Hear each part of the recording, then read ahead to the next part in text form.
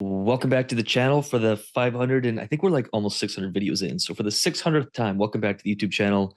Meme coins. Let's talk about it, Colin. I know you've got we get asked this a lot. Should I invest in meme coins? I could make 800%. There's someone doing like 4,000%, but they know what they're doing. They also have they make 150 grand a year in DeFi income. So for them to play with a little bit of meme coin stuff, they're cool if they lose a couple grand. It's not a big deal to them. But should we or should we not invest in meme coins, play the meme coin lottery, meme coin pools that are promising 1,000% plus? How do you think about that? What do you got to say? There's a lot that I could talk about here, and I get this question often because when members in the UIG go, well, I'm looking at this pool here. It's a wrapped ETH and Mason, no, wrapped ETH and an actual one, wrapped ETH, the ARB pool that's projecting a 12% return per month. But then this pool over here, this crazy Mace token USDC is producing 2,000% per year. Like, which one should I do? This sounds great. And Lucas, what I always bring it back to, and I think it's really important, is I first look at what are the assets that I'm going to be providing as liquidity. That is the whole Mm-hmm. foundation of the pool. Now, there's some great returns in the yields, but what I would highly recommend is don't chase yields for the sake of yields. Have a good understanding of what you're investing in. Because if you take 5 grand and you deposit it into a meme coin pool, whether it be a meme coin in stable coin or two meme coins, I've even seen some of those too. Yep. Staying up there. Understanding that Dog that with hat, cat with hat. yeah, exactly. That there is a lot of volume. There is a lot of volume with meme coins, and it is like this craze that Twitter and YouTube is always talking about. However, I always encourage you to look at the foundation of the assets you're investing in, because what I have noticed, maybe for myself personally, but for other people that I've talked through this with, is that we're generally more emotionally reactive with assets that we don't really want to hold long term. And so when you're taking a look at different pools, you're looking at meme coin pools, you're taking a look at more blue chip pools, or even some more like narrative driven or real assets or gaming or AI, understanding that the assets themselves will dictate a lot of the movement and the market movement of the pool itself, right? And so let's just talk through mechanics a little bit. That was kind of high overview of like what I think you should think about. When you're looking at the pool directly, yes, the return percentage, the projected return percentage is really sexy sometimes. You'll see it and it'd be, wow, 800%, 1000%. I saw one this Gonna morning, get rich. 15,000%. I'm like, oh my gosh, if I put $1,000 in here, I'm going to be a billionaire by 2025 or something, right?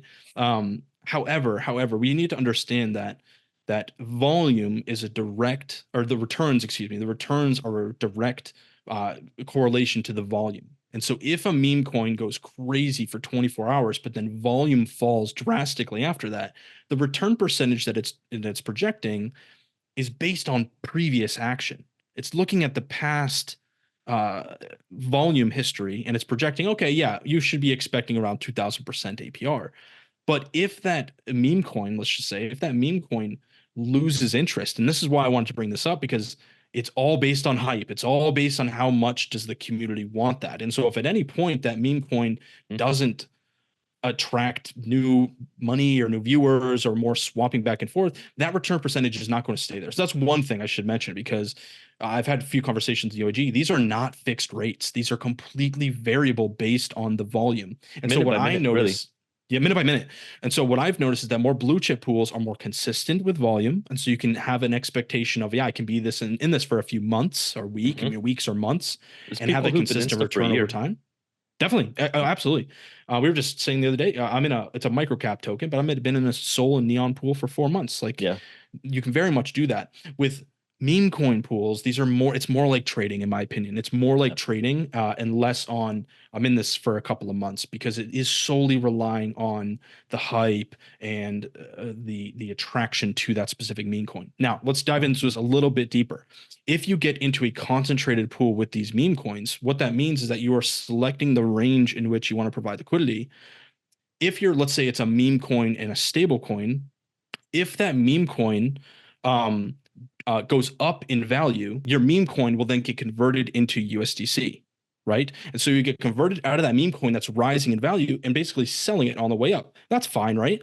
And I like to say that's kind of a rarity sometimes with meme coins. Sometimes you hit it nice and good, and most times it goes down, because Mm-hmm. usually when you find a meme coin, it's after that initial Mm-hmm. pump, right? So let's say you get into a meme coin pool and that meme coin is starting to go down in value. Well, that USDC is going to start to get converted into that meme coin, and now you have more exposure to that meme Mhm. coin. And when you have more exposure to that meme coin that's dropping in value, the total dollar value of your pool is also going down. And so you might think, well, I'm okay with that, but understand, what are you earning as rewards? You're earning more meme coins and Mhm. USDC in this example. And so not only are the returns, not only is the pool value dropping, but the dollar value of the assets, the underlying assets you're earning as rewards, are dropping. And so this, I'm not telling you to stay away necessarily. I'm telling you to be educated on what you're doing. Be educated on this stuff, because there's a lot of variables at play. And what Lucas just mentioned is that there's a guy that's doing really well with meme coins, and that's awesome. But understand the capacity of his portfolio. If Mhm. you have a very small portfolio and 80% of your whole positions are in these type of plays, and they don't have a strong foundation and they drop in value, you're Mhm. risking a lot more than you Dangerous. may think. Yep. So one last thing, Lucas. Sorry, one last thing is Yeah. that if let's say it's that 2,000% or 800% projected returns, and you're earning those rewards, if the pool value, if the meme coin itself is dropping faster than the returns that you're earning, the pool value, your P&L, your profit and loss statement, might actually be less. So you could be earning 800% APR, 3% a day. But if it's dropping faster in value, faster than 3% a day, you're actually losing money in that pool And I will position. tell you, meme coins move more than 3% in 24 hours. They can move Oh 30, yeah, 40, 50, 60% within an hour at times, depending on, if Elon Musk is tweeting about it or not. right. Right. It can move up 30% very quickly, which is what attracts people to it, but it also can have that drawback. And so again, just to summarize this one last time, is the assets themselves are the most important thing, in my opinion, the most important thing when entering a position. If you're And building a so business, not if if you're you're building a investing, business, and not that's always gambling. how I approach it too. I should say that too, is I always approach it from building a sustainable long-term business. That's always how I approach it.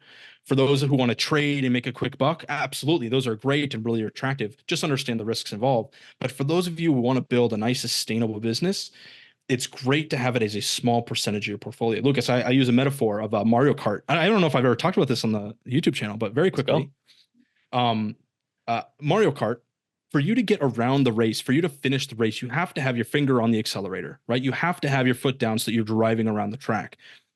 If you don't, and you're only relying on those speed boosts or those boxes to get you around, it's going to be a wild ride. You might finish, but you're definitely not going to finish first. And you're definitely going. It's going to be very emotionally ups and downs throughout the whole thing. And so when I think of a nice Mario Kart trip around the track, is I have my accelerator on the gas, or my finger on the accelerator. I'm moving around the track consistently, and how I view that as a DeFi portfolio is I want a series of positions that consistently earn for Consistent. me, really solid positions with solid assets that I really like, that gets me around the track.